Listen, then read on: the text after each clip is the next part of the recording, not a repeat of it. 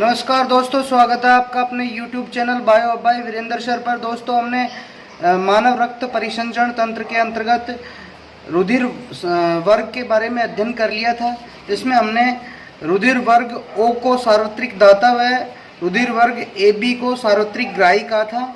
किसके आधार पे? एंटीजन की उपस्थिति के आधार पे। O के पास कोई एंटीजन नहीं होता और AB के पास A और B दोनों एंटीजन पाए जाते हैं। A के पास A एंटीजन, B के पास B एंटीजन और AB के पास दोनों एंटीजन पाए जाते हैं। आज हम इससे आगे RH तंत्र के बारे में अध्ययन करेंगे। चलिए स्टार्ट करते हैं। जो पॉजिटिव नेगेटिव को निर्धारित करता है, RH तंत्र। हाँ जी, चलिए स्टार्ट करते हैं।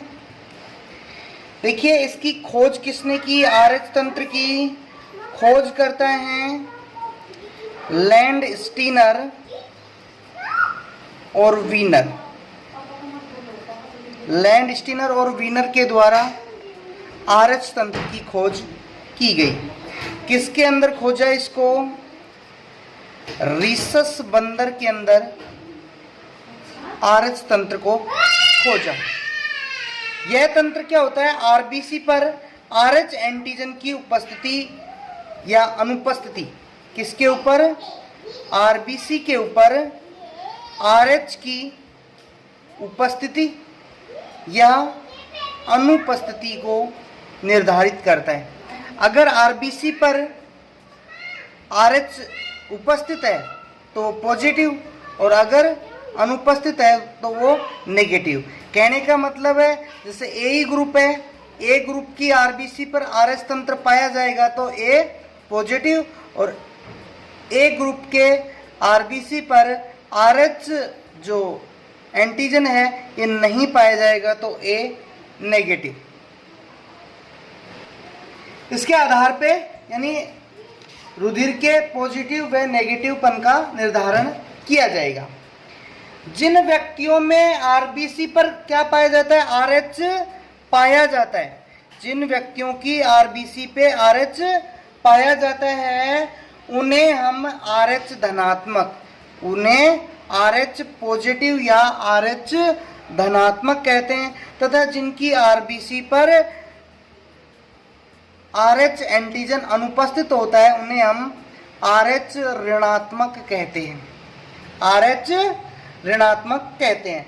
भारत में लगभग 93% व्यक्ति, भारत में लगभग 93% व्यक्ति कैसे हैं? RH पॉजिटिव हैं। इंडिया की बात करें, इंडिया के अंदर 93% यानी 93% जो व्यक्ति हैं वो RH पॉजिटिव हैं, जबकि 7% जो व्यक्ति हैं, 7% व्यक्ति हैं वो RH नेगेटिव है, यानी उनकी आरबीसी पे RH कारक नहीं पाया जाता। RH पॉजिटिव नेगेटिव का मतलब यही है, RH पाया जाएगा तो पॉजिटिव और नहीं पाया जाएगा तो नेगेटिव। RH एंटीजन के विरुद्ध प्राकृतिक रूप से एंटीबॉडी नहीं पाई जाती, यानी RH जो एंटीजन है, RH एंटीजन के विरुद्ध शरीर के अंदर कोई एंटीबॉडी प्राकृतिक रूप से नहीं पाई जाती। अब बात यहाँ पे आती है कि यदि किसी RH नेगेटिव व्यक्ति को, कोई RH नेगेटिव व्यक्ति है यानी जिनकी उनकी आरबीसी पे RH एंटीजन नहीं है, उन्हें बार बार क्या किया जाए? RH पॉजिटिव रुधिर चढ़ाया जाए। किसी व्यक्ति को, कहने का मतलब है कोई ग्रुप अपन ने ए ग्रुप का व्यक्ति है जिसकी आरबीसी पे कोई एंटीजन नहीं है, यानी RH एंटीजन नहीं है तो ए नेगेटिव हो गए, और उसको मान लो ए पॉजिटिव RH एंटीजन वाला रुधिर अपन चढ़ा रहे हैं, तो ऐसे व्यक्ति के अंदर यानी इस व्यक्ति में क्या होगी? RH एंटीजन के विरुद्ध, RH एंटीजन के विरुद्ध इसके शरीर में एंटीबॉडी बनना आरंभ हो जाती है। ऐसे केसेस में क्या होगा, आरएच एंटीजन के विरुद्ध इस आरएच नेगेटिव व्यक्ति के शरीर में एंटीबॉडी उत्पन्न हो जाते हैं। इस क्रिया को आइसो इम्यूलाइजेशन, इस क्रिया को क्या बोलेंगे अपन, आइसो इम्यूलाइजेशन।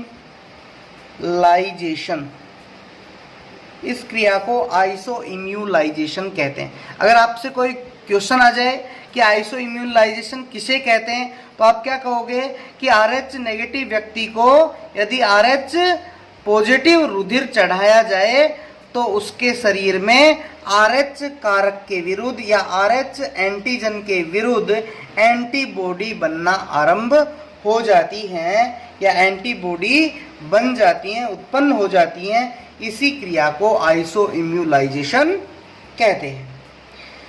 अब बात आती है, यदि आरएच नेगेटिव माता, कोई आरएच नेगेटिव माता है, वो एक से अधिक बार आरएच पॉजिटिव शिशु से युक्त गर्भ धारण करती है, यानी एक से ज्यादा बार, एक से अधिक बार आरएच पॉजिटिव गर्भ धारण कर रही है, यानी उसके शरीर के अंदर, उसके गर्भाशय में जो पल रहा बच्चा है वो आरएच पॉजिटिव है। आप कहोगे कि सर ये आरएच पॉजिटिव कहाँ से आया, वो तो आरएच नेगेटिव है। तो ये आरएच पॉजिटिव उसके पिता से आ सकता है। बच्चे के अंदर कहाँ से आ सकता है, उसके पिता से। पिता आरएच पॉजिटिव होगा तो हो सकता है उसके जो गर्भ में पल रहा वो जो बच्चा है वो आरएच पॉजिटिव हो। यानी यदि एक आरएच नेगेटिव माता एक से अधिक बार आरएच पॉजिटिव शिशु से युक्त गर्भ धारण करती है तो आरएच कारण के कारण, ये जो आरएच कारक है, इसके कारण गंभीर समस्या उत्पन्न हो जाती है कई बार। क्या होता है, समझना इस चीज को, क्या होता है, ये गंभीर समस्या कब उत्पन्न होती है, यानी जब प्रसव होता है, जब शिशु का जन्म होता है, जब शिशु का जन्म होता है, उस स्थिति में शिशु का जो आरएच पॉजिटिव रुधिर है, किसका, शिशु का, जब शिशु का जन्म होगा उस स्थिति के अंदर शिशु का आरएच पॉजिटिव रुधिर माता के, किसके, माता के आरएच नेगेटिव रुधिर के संपर्क में आता है, यानी ब्लीडिंग होती है उस समय। तो उस समय क्या होगा, शिशु का आरएच पॉजिटिव रुधिर माता के आरएच नेगेटिव रुधिर के संपर्क में आएगा, जिस कारण माता के शरीर में अब क्या बन जाएंगी, आरएच पॉजिटिव कारक के विरुद्ध एंटीबॉडी बन जाएंगी। आरएच पॉजिटिव जो आरएच कारक है उसके विरुद्ध क्या बन जाएंगी, एंटीबॉडी बन जाएंगी। किसके शरीर में, माता के शरीर में, क्योंकि ये तो पहले से आरएच पॉजिटिव है, इसके रुधिर में आरएच नेगेटिव आएगा तो इसके कोई फर्क नहीं पड़ना है। लेकिन माता के रुधिर में ये आरएच पॉजिटिव शिशु का रक्त संपर्क में आएगा तो माता के शरीर में क्या बन जाएंगी, एंटीबॉडी बन जाती है। ये एंटीबॉडी प्रथम जो ये गर्भस्थ शिशु है इसको तो किसी प्रकार की कोई हानि नहीं पहुंचाएंगी। अभी शिशु का जन्म हो गया, कोई किसी प्रकार की हानि नहीं पहुंचा रही।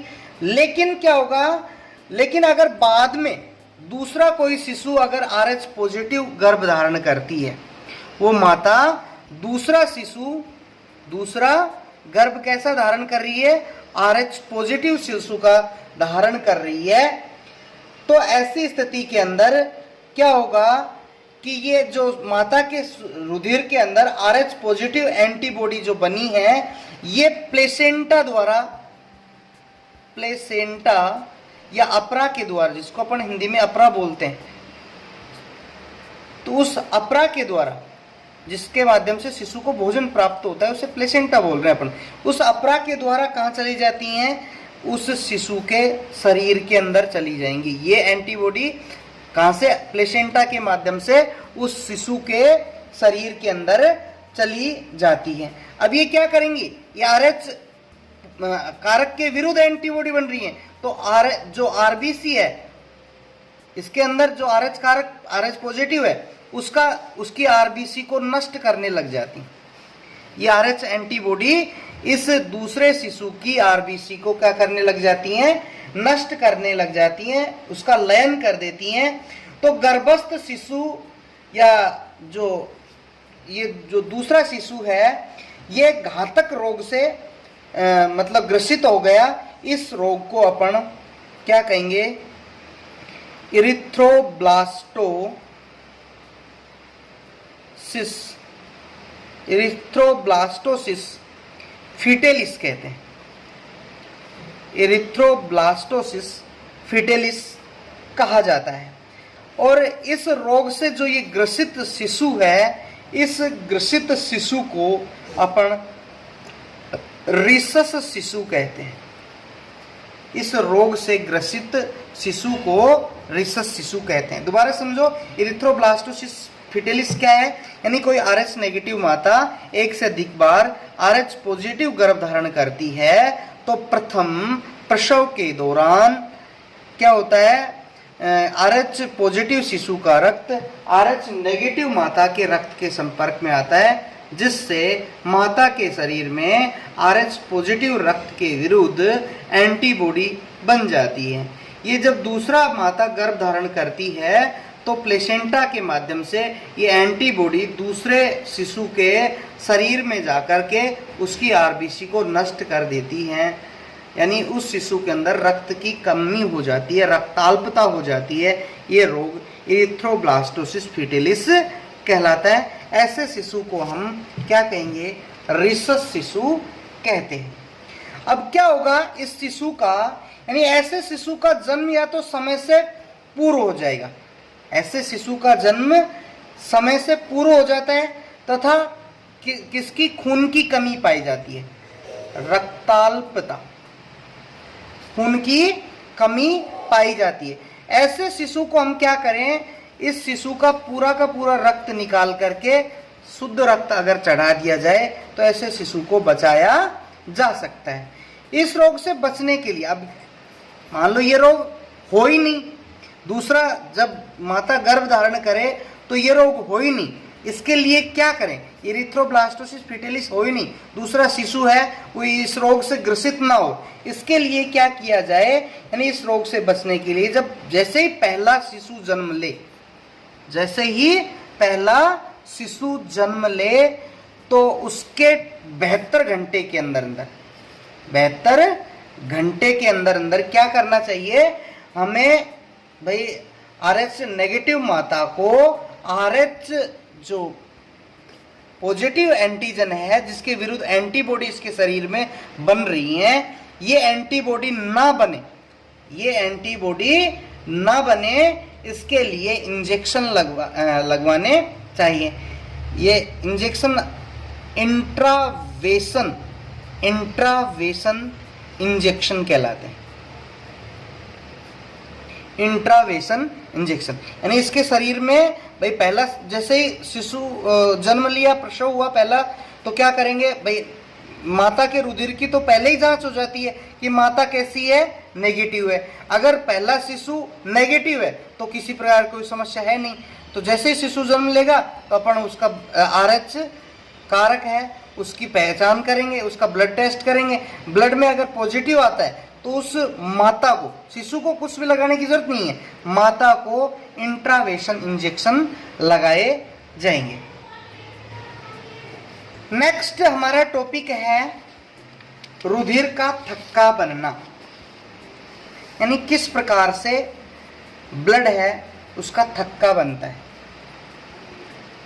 रुधिर का थक्का बनना, किस प्रकार से रुधिर स्कंदित होता है या जमता है। हाँ जी, रुधिर वाहिकाओं से रुधिर बाहर आने के बाद, कोई रुधिर वाहिका है, जैसे ये कोई नलिका है, ये नलिका चोटग्रस्त हो गई, रक्त यहां से बहना आरंभ हो गया, तो क्या होगा, रुधिर बाहर आने के बाद एक जेल समान संरचना में बदल जाता है। कैसी, एक जेली समान संरचना में बदल जाता है, जिसको हम क्या बोलते हैं, क्लॉट या थक्का बोलते हैं। थक्का बनने की जो क्रिया है, थक्के को हम रुधिर का स्कंदन भी या रुधिर का जमना भी कहते हैं। यह एक सुरक्षा प्रणाली है। थक्का बनना क्या है भाई? सुरक्षा प्रणाली है हमारे शरीर की। मान लो कोई व्यक्ति है, वो ऐसी जगह है जहाँ पे कोई उपचार नहीं है, कोई दूसरा व्यक्ति सहायता करने वाला नहीं है, मान लो वो चोटग्रस्त हो गया, तो उसके लगातार खून बह रहा है, खून बह रहा है, खून बह रहा है। अगर क्लोट नहीं बनता तो क्या होगा? अधिक रक्तस्राव के कारण उसकी मृत्यु हो जाएगी। इसके लिए हमारा शरीर एक सुरक्षा प्रणाली अपनाता है जिसको अपन क्लोटिंग बनना कहते हैं। चोटग्रस्त हो गया तो कुछ देरी के बाद ये खून का बहना स्वतः ही अपने आप रुक जाता है, जिसको अपन क्या कहेंगे? थक्का बनना कहते हैं।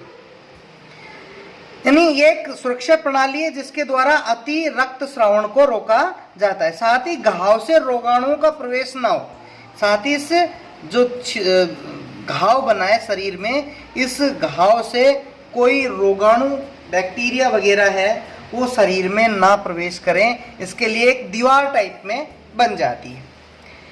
स्कंदन की जो क्रिया है अनेक कारकों के ऊपर निर्भर करती है, और वे कारक जो स्कंदन को प्रेरित करते हैं या थक्का बनने को प्रेरित करते हैं, यानी थक्के बनने को प्रेरित करेंगे, उन्हें प्रेरक स्कंदक कहेंगे। ध्यान रखना, प्रेरक स्कंदक यानी वे कारक जो थक्का बनने को प्रेरित करते हैं या उसको एक तरीके से उद्दीप्त करते हैं, वो प्रेरक स्कंदक। और जो थक्के बनने की क्रिया को रोकते हैं, वे कारक जो थक्के बनने की क्रिया को रोकते हैं, उन्हें हम प्रतिस्कंदक कहते हैं। उसे क्या कहेंगे? प्रतिस्कंदक कहते हैं। जब शरीर का कोई भाग क्षतिग्रस्त हो जाता है तो जो ये स्कंदक कारक है, स्कंदक कारक ये सक्रिय होकर के स्कंदन की क्रिया या थक्का बनने की क्रिया को पूरा करते हैं। स्कंदन की क्रिया है वो 3 चरणों में पूरी होती है। स्कंदन की क्रिया कितने चरणों में पूरी होगी? 3 चरणों में।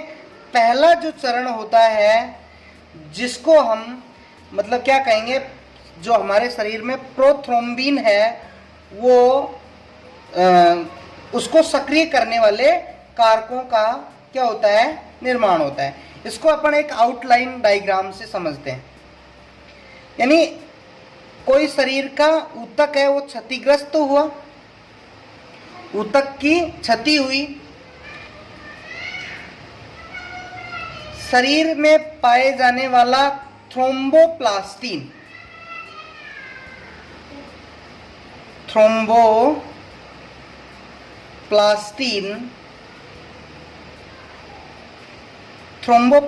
है, ये कार्य करना आरंभ करता है। और जैसे ही ब्लड प्लेटलेट्स हैं वो हवा के संपर्क में आती हैं तो उनका लयन होना आरंभ हो जाएगा, यानी पट्टी काणु हैं वो टूटते हैं। क्षतिग्रस्त हुआ, पट्टी काणु टूटे, थ्रोम्बोप्लास्टिन है ये प्रोथ्रोम्बिन सक्रियक में बदल जाएगा। प्रोथ्रोम्बिन सक्रियक में बदल जाता है। इसके लिए स्कंदक कारक 8 और 10, ये स्कंदक कारक हैं 8 नंबर और 7 नंबर और 10 नंबर, ये काम करेंगे। और इसके अलावा कैल्शियम आयन है वो काम में आते हैं। किसको? प्रोथ्रोम्बिन को सक्रिय थ्रोम्बिन में बदलने के लिए। तो क्या होगा, ये जो थ्रोम्बोप्लास्टिन है वो प्रोथ्रोम्बिन सक्रियक में बदल गया। अब क्या होता है,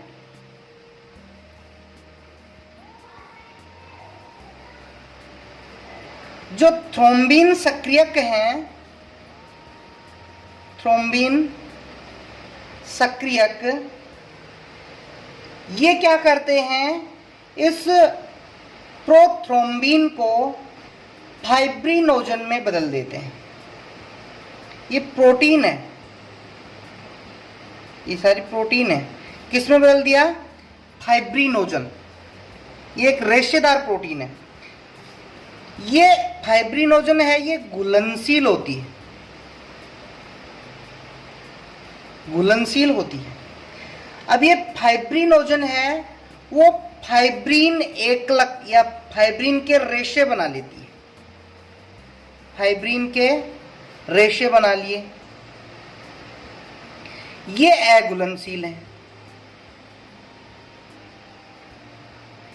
अब ये जो फाइब्रिन के रेशे हैं, ये कैल्शियम आयन की उपस्थिति में क्या करते हैं?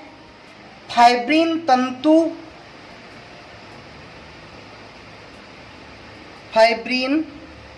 तंतु बना लेते हैं।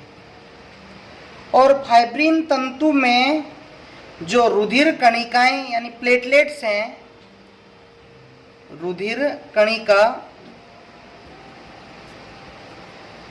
प्लेटलेट्स आकर के इन फाइब्रिन तंतुओं के जाल में फंस जाती हैं और थक्का है वो बन जाता है, थक्का बन जाता है। यानी तीन चरण है। पहले चरण में तो प्रोथ्रोम्बिन सक्रियक बनता है, ये प्रोथ्रोम्बिन सक्रियक बनेगा। क्या? पहला चरण में प्रोथ्रोम्बिन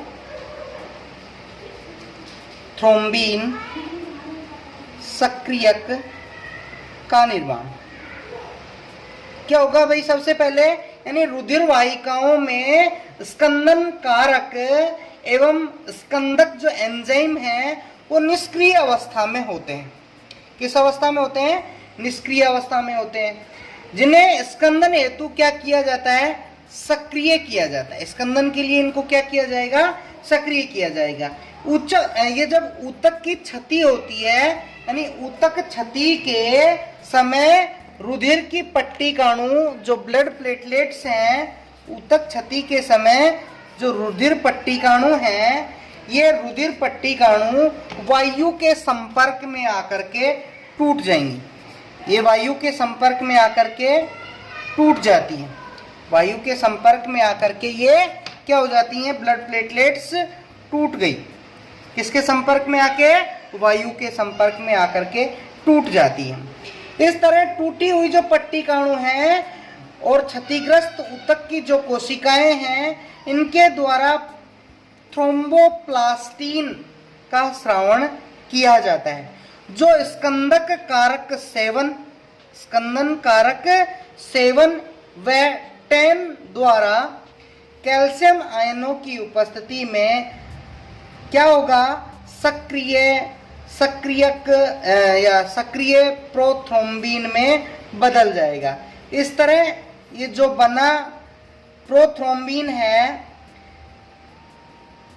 ये एक प्रकार का जटिल यौगिक है, जिसको हम प्रोथ्रोम्बिन सक्रियक कहते हैं। यानी ऊतक क्षति के समय ब्लड प्लेटलेट्स हैं, हवा के संपर्क में आके टूट जाएंगी। इस स्थिति में ऊतक और ब्लड प्लेटलेट द्वारा प्रोथ्रोम्बिन स्रावित किया जाएगा, जो स्कंदक कारक 7 और 10 की उपस्थिति के द्वारा कैल्शियम आयनों की उपस्थिति में प्रोथ्रोम्बिन सक्रियक में बदल जाता है। अब ये प्रोथ्रोम्बिन के द्वारा सक्रिय थ्रोम्बिन का निर्माण। दूसरा में क्या होगा? सक्रिय थ्रोम्बिन का निर्माण होगा। यानी प्रोथ्रोम्बिन रक्त प्लाज्मा में पाया जाता है। ये किस में पाया जाता है? रक्त प्लाज्मा के अंदर पाया जाता है। और एक प्रकार की क्या है? ये निष्क्रिय प्रोटीन है। कैसी प्रोटीन है? निष्क्रिय प्रोटीन होती है, जो प्रोथ्रोम्बिन सक्रियक द्वारा सक्रिय थ्रोम्बिन के अंदर बदल जाती है। ये प्रोथ्रोम्बिन जो निष्क्रिय है, कहाँ पाई जाती है? प्रोथ्रोम्बिन निष्क्रिय रक्त प्लाज्मा के अंदर। एक प्रकार की निष्क्रिय प्रोटीन है। ये प्रोथ्रोम्बिन जो निष्क्रिय प्रोटीन है, ये थ्रोम्बिन सक्रियक के द्वारा, प्रोथ्रोम्बिन सक्रियक के द्वारा थ्रोम्बिन में बदल जाती है। किसमें बदल जाती है? थ्रोम्बिन के अंदर बदल जाएगी। तीसरे चरण में क्या होगा? फाइब्रिनोजन के द्वारा फाइब्रिन का निर्माण और थक्का बनेगा। फाइब्रिनोजन द्वारा फाइब्रिन का बनना व थक्का निर्माण। क्या होगा? अब तीसरे चरण में फाइब्रिनोजन भी ये किस में पाई जाती है? प्लाज्मा में पाई जाने वाली घुलनशील प्रोटीन होती है। ये थ्रोम्बिन के द्वारा, किसके द्वारा? थ्रोम्बिन के द्वारा जल अपघटन क्रिया द्वारा, किसके द्वारा? जल अपघटन क्रिया द्वारा फाइब्रिन एकलक का निर्माण करती है, फाइब्रिन रेशों का निर्माण करती है, जो बहुलीकृत होकर के फाइब्रिन तंतु बना लेते हैं।